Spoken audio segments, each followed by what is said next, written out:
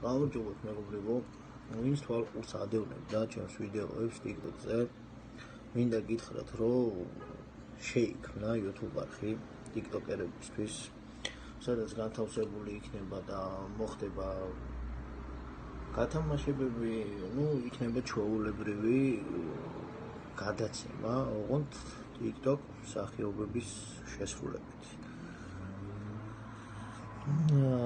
იქნება გასართობი შეჯიბრებები, რა თქმა უნდა, ნახვები, პრიზები და ასე შემდეგ.